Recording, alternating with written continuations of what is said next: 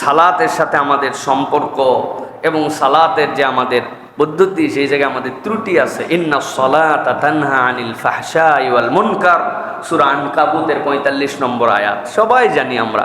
সুতরাং আমার সালাত আমাকে অন্যায় থেকে ফিরায় না, কাজ করে না, বদমাইশি ছাড়ে না, আবার সালাত আদায় করে। ব্যাপারটা কি?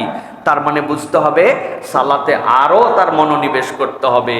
ওই সালাতের কোথাও না কোথাও তার ঘাপলা আছে, ওই ঘাপলাটা সারতে হবে। কিন্তু সালাতটাই বলে বাদ দিয়ে দেওয়া যাবে না।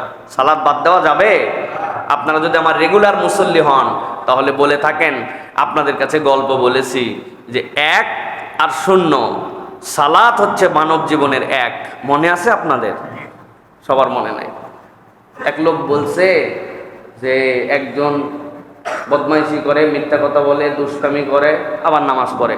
আরেকজন বদমাইশি করে না, মিথ্যা কথা বলে না, মানুষের সহযোগিতা করে, দান খয়রাত করে, কিন্তু নামাজ পড়ে না। নামাজ পড়ে আর এগুলো শয়তানি করে। আর নামাজ পড়ে না কিন্তু এগুলো ভালো কাজ করে। কোন বেটা ভালো?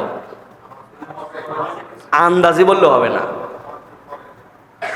যে বেটা নামাজ পড়ে না কিন্তু মানুষের অন্তত ক্ষতি করে না, এই লোকটা ভালো ওই লোকের হিসাবে। কিন্তু এক বুজুর্গ এটার হিসাব মিলাই দিয়েছে যে বাবা, একটা বোর্ড, এই বোর্ডের মধ্যে তুমি অনেকগুলা 0 লিখছো। 1 0 মান কত? 0। আরেক 0 মান কত? 0। আরেক 0 মান কত? 0। এবার বলছে যেগুলো মুছো, এবার 1 লেখো। 1 লিখছো, এবার বাম পাশে একটা 0 দাও। কত? 1। বামে 2টা 0 দিলে, বামে 3টা দিলে, এবার ডান পাশে একটা 0 দাও। কত? 2টা, 3টা, 5টা, 1 লাখ। তো মানব জীবনে আপনি যে সেন্সেই যান, যার জীবনে 1 মানে ইমানের পরে সালাত নাই, তার বাকি কোনো আমল নামায় আমলে কাউন্ট হয় না। এই জন্য ইমানের পরে সবচেয়ে বড় আমল হচ্ছে সালাত। আল্লাহর নবী বলছেন, কাফের মুশরিকের ইমানের পার্থক্যই হচ্ছে সালাত। সুবহানাল্লাহ। তার মানে সালাত বাদ দেওয়া যাবে না, কিন্তু হিসাব মিলতেছে না মানে কারেকশন করতে হবে, ঠিক করতে হবে। আমি কমন কারেকশন 3টা আপনাদেরকে দিছি। আমি এক ধারসে ওয়াজ করে যাব আর আপনারা এক ধারসে শুনে যাবেন আর মনে রাখবেন না, এটা মুসিবতের কথা। 1 নম্বর কি বলছি? সালাতের রুকু সেজদার তাসবিহাত বাড়াতে হবে। বলছি না ভাই? 7 তাসবির নিচে আমার কোনো রুকু সেজদা হবে না। 2 নম্বর বলছি, সব সময় সালাতে দাঁড়ানোর পরে চোখকে স্থির রাখতে হবে, একদম সিজদার জায়গায় সুই যেরকম একদম ফোকাস, লেজার লাইটের মতো আপনার ফোকাস রাখতে হবে, এদিক ওদিক তাকানো যাবে না।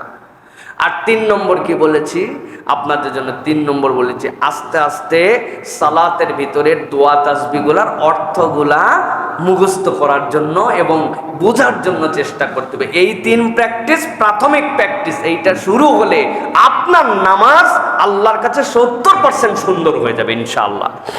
সুতরাং আমাদেরকে সালাতের ক্ষেত্রে এটা নির্দেশনা মানতে হবে প্রিয় ভাইরা। নবী করিম সাল্লাল্লাহু আলাইহি সাল্লাম বলেছেন, বুনিয়াল ইসলামু আলা খামসিন, শাহাদাতি আল্লা ইলাহা ইল্লাল্লাহ, 1 নম্বর শাহাদা দেওয়া, 2 নম্বরে ওয়া ইকামিস সালাহ ওয়া ইতাইজ যাকাত। তোমাদের 2 নম্বরটাই হচ্ছে সালাত আদায় করা। অতএব সালাতের সাথে সম্পর্ক নাই, দুনিয়ার সব হিসাব বরাবর করে ফেলবেন, এত সস্তা বিষয় নয় প্রিয় ভাইরা। যুদ্ধক্ষেত্রেও সাহাবীরা সালাত ছাড়েন নাই। একদল 2 রাকাত পরে দাঁড়ায় গেছেন, আরেক দল 2 রাকাত পড়ছেন। যুদ্ধ, জীবন মরণের প্রশ্ন, সেখানেও সালাত বাদ দেন নাই। আমাদের বাচ্চারা সবসময় সালাত আদায় করে, মুসলিম পরিবারে সালাত আদায় করে, কিন্তু পিকনিক যখন হয়, বিয়ে বাড়ির যাত্রা যখন হয়, তখন সব নামাজ কালাম বাদ। যে বেটা জীবনে গান শোনে নাই, ওরও বাসের ভিতর থেকে ঝিষ্টি ঝিষ্টি ঝিষ্টি ঝিষ্টি, আরে গরম। আমি একজন দাঁড়িয়ালা একজন নামছে, বললাম ভাই কি ব্যাপার? কই হুজুর, বছরে 1 দিন তো বাচ্চা কাচ্চা মানুষ করে, আস্তে আস্তে ঠিক হয়ে যাবে। দেখলাম উনিও এর সাথে আছে। তো এখন কিচ্ছু বলার নাই প্রিয় ভাই। সুতরাং এইগুলা কোনো জায়গায় সালাত মাফ নাই। হুঁশ যতক্ষণ সালাত ততক্ষণ। বলেন, হুঁশ যতক্ষণ, হুঁশ যতক্ষণ, বাস, কোনো ছাড় নাই প্রিয়। এই জন্য সালাতের কোনো ফিদিয়া হয় না।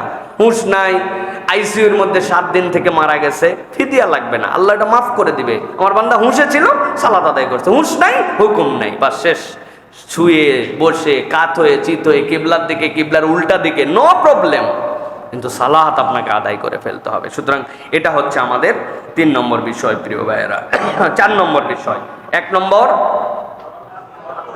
2 নম্বর, গুড, 3 নম্বর ইলম, 4 নম্বর মাশাআল্লাহ।